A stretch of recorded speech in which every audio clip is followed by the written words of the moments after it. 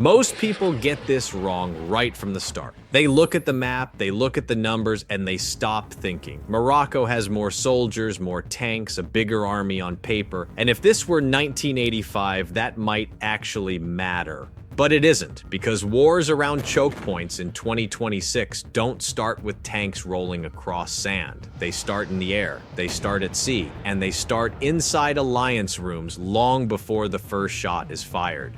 That's the mistake almost everyone makes when they compare Spain and Morocco. They count bodies and armor, and they miss the real battlefield entirely. This isn't about who has more soldiers. It's about who controls time, who controls access, and who controls escalation once things stop being theoretical. And in 2026, that balance tilts in a way that quietly makes Spain a very serious problem for Morocco. Not because Spain is looking for a fight, but because Spain has spent the last decade preparing for a kind of conflict Morocco would struggle to manage if it ever slipped out of control. The timing is what makes this uncomfortable. Spain in 2026 is not Spain in 2016. Back then, much of its military modernization existed on paper. Programs were announced, debated, delayed, and slowly funded. The posture was defensive, inward-looking, and often underestimated, even inside Europe. That phase is ending.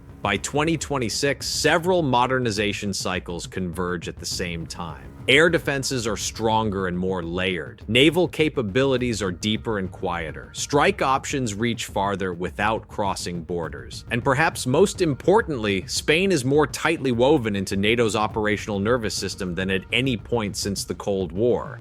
This isn't a sudden leap, it's a locking in. Morocco, to be clear, is also modernizing. Its armed forces are improving. New aircraft, new drones, new systems, more training. On paper, that looks like convergence, but it isn't. Morocco's improvements run on a parallel track. Spain's improvements stack on top of an alliance framework that multiplies their effect. That difference matters, because modernization alone doesn't decide crises. What decides them is how many doors close once pressure starts building. And by 2026, Spain has quietly positioned itself so that pressure closes doors very quickly. Zoom out for a moment, because this is where the picture really changes. Spain is not a standalone military problem. It is a node inside NATO, a node inside the EU security system, a node tied into shared intelligence, shared logistics, shared planning, and shared escalation assumptions. That means any serious clash involving Spain is never just Spain versus Morocco. It is Spain plus political gravity, even if no NATO aircraft fly on day one. Even if no European warships redeploy immediately, the assumption that they could is enough to shape every Moroccan decision before anything happens. Escalation becomes expensive before it becomes kinetic. Diplomatic isolation stops being abstract. Intelligence sharing accelerates quietly. Logistics access tilts automatically. Morocco does not lose because it is weak. It loses leverage because Spain is never alone. That reality doesn't show up in tank counts, but it dominates crisis planning. And once you understand that, the military balance starts looking very different. Because before any land force matters, airspace does. Before a single armored unit moves, control of the sky decides what is even possible. And this is where the imbalance becomes uncomfortable very quickly. Spain's air force in 2026 isn't designed to dominate for prestige. It's designed to deny freedom of action. Modern fighters tied into NATO's intelligence and surveillance networks don't need to overwhelm an opponent everywhere. They only need to make flying risky enough that every sortie has to be reconsidered. Layered air defenses reinforce that pressure, not to make Spain invulnerable, but to protect key regions, critical infrastructure, and southern approaches long enough for political and military consequences to stack. This is not about bombing cities. It's about denying options. Once airspace becomes contested, everything else slows down. Naval movements hesitate, ground maneuvers lose cover, logistics timelines stretch, command decisions pile up. The side that wanted to move quickly suddenly finds itself waiting, and waiting is deadly in crises around narrow geography. There's another layer here that rarely gets discussed, but planners inside NATO take very seriously: Spain's Special Operations Forces. Spain isn't just interoperable with NATO special forces, it's trusted with leadership roles inside them. Spanish units have decades of experience operating under joint command. Maritime insertion, counter-terror operations, and expeditionary deployments far beyond the Iberian Peninsula. This matters because special forces don't show up after escalation is obvious. They shape the environment before escalation becomes visible. They gather intelligence. They secure access. In crises around choke points, special forces are not an accessory. They are the opening move. And Spain's ability to deploy them rapidly under NATO frameworks adds another invisible layer of pressure Morocco has to factor in, even if those forces are never publicly acknowledged. Once airspace becomes uncertain, the next layer quietly starts to matter: range. Spain in 2026 does not need to move large formations across borders to shape a crisis. It doesn't need dramatic deployments or visible escalation. Long-range precision fires change the math long before that. The value of these systems isn't destruction, it's leverage. When a military can hold key nodes at risk from distance, it forces the other side to defend more, disperse more, and slow down decision-making. Bases, ports, logistics hubs, command sites, and infrastructure, not because they are about to be hit, but because they could be. That uncertainty is corrosive. Spain doesn't have to start a war to shape how one would unfold. It can apply pressure without crossing lines that trigger automatic escalation. And once that capability exists, numerical advantages on land begin to lose relevance, because armies don't move freely when their support systems feel exposed. This is the moment where Morocco's manpower advantage starts to feel theoretical. Large formations require confidence in supply, coordination, and protection. Precision fires erode that confidence quietly. And this all happens before geography fully enters the picture. Now zoom the map in. The Strait of Gibraltar is one of the most unforgiving pieces of terrain on the planet. Narrow, crowded, economically vital, impossible to bypass. It compresses movement, it amplifies mistakes, and it punishes hesitation. Spain sits on one side of that strait with allies behind it. Morocco sits on the other with trade, energy flows, and maritime traffic passing through a bottleneck it cannot ignore. Control here doesn't mean invasion, it means pressure. Pressure that is slow, constant, and difficult to counter without escalation. Pressure that doesn't need to announce itself loudly to be effective. Naval dominance in this space isn't about chasing fleets, it's about shaping behavior. When sea lanes feel uncertain, insurance costs rise, shipping hesitates, trade timelines stretch, civilian and military traffic start competing for attention, and the psychological weight builds. Morocco's navy, while improving, is built for a different mission set: patrol, coastal security, presence near shore. It is not designed to impose sea denial against a NATO-integrated force operating inside a narrow, surveilled corridor. That doesn't make Morocco weak, it makes the matchup asymmetric. In this environment, Morocco would be reacting, Spain would be shaping. And shaping matters more than reacting when geography is tight and timelines are compressed. Because once the sea becomes contested, options narrow very fast. Reinforcement becomes complicated, sustainment becomes fragile, escalation thresholds become unclear. And none of this requires dramatic confrontation. That's the part people miss. Spain doesn't need to close the strait, it only needs to make everyone think twice about how freely it can be used. And in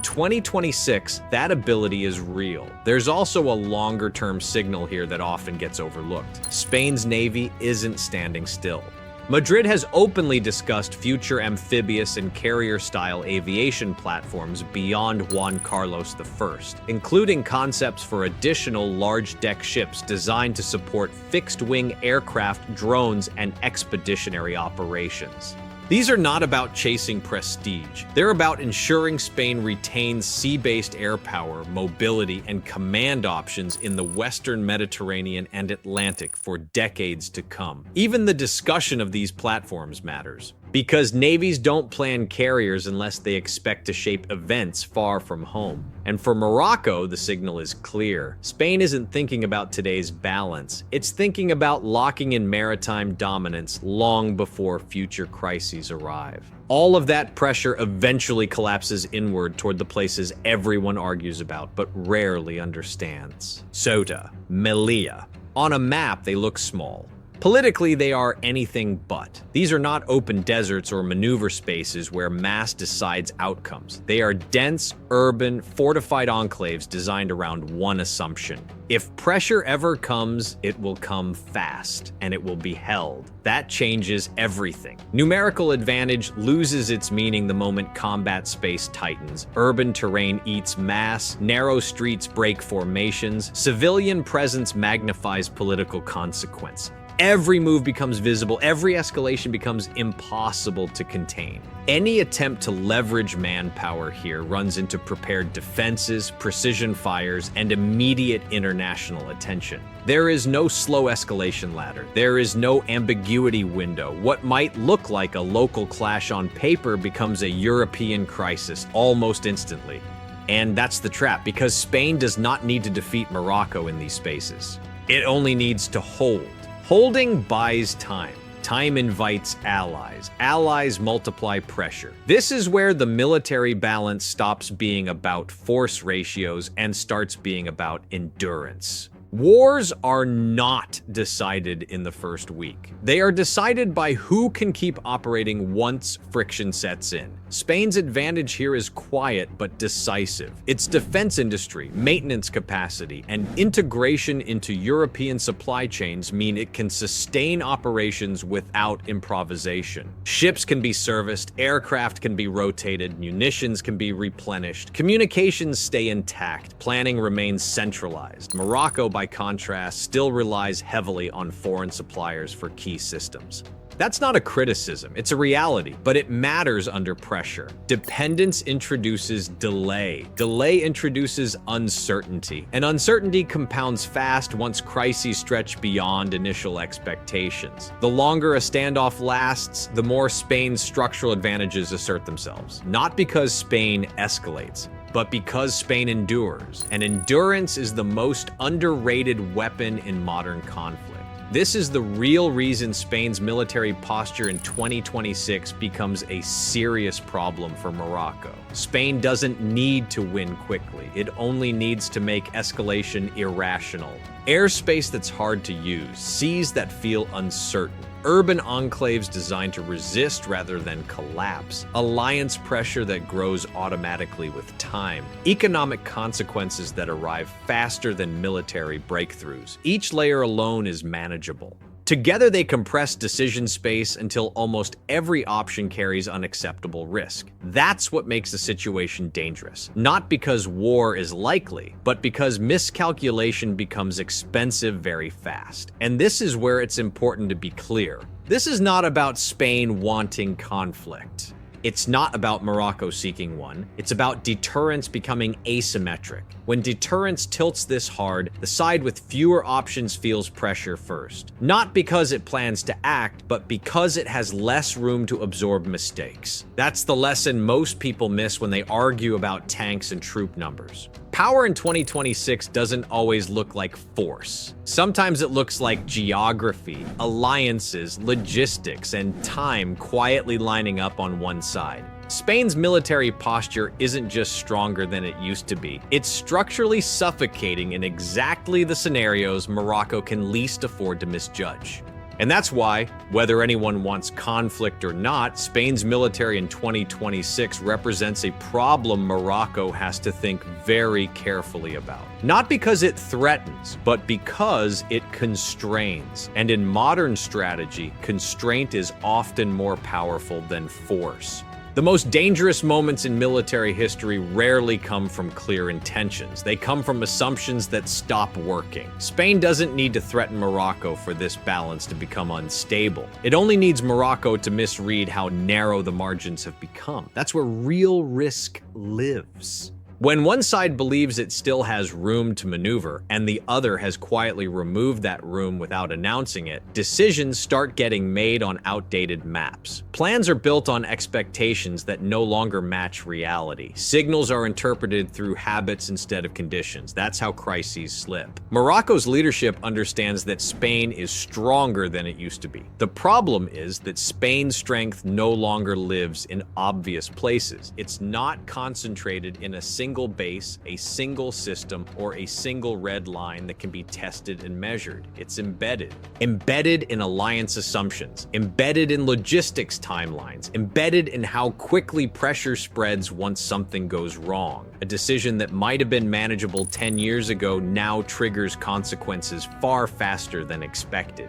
Not because anyone overreacts, but because the system reacts automatically. Pressure no longer builds gradually, it cascades. Airspace constraints don't stay in the air. They bleed into maritime hesitation. Maritime pressure doesn't stay at sea. It bleeds into insurance markets, shipping schedules, and economic signaling. Economic signals don't stay economic. They bleed into political intervention. None of it looks like war at first, but all of it quietly removes options. And once options disappear, leaders don't suddenly become calmer. They become more anxious. That's why this balance is so unforgiving. Spain doesn't have to respond emotionally. It doesn't have to overreact. It doesn't even have to move first. Its posture forces others to think twice before moving at all. And that kind of deterrence is hard to communicate cleanly because it doesn't announce itself. It doesn't come with ultimatums. It doesn't come with dramatic warnings. It just sits there, shaping incentives, compressing timelines, and raising the cost of every misstep. Which is why the real danger here isn't confrontation by design, it's escalation by miscalculation. That's what makes 2026 such an uncomfortable year for Morocco. Not because Spain is preparing to strike, but because Spain has made sure that if something goes wrong, it won't go wrong slowly. And in modern strategy, speed of consequence is everything.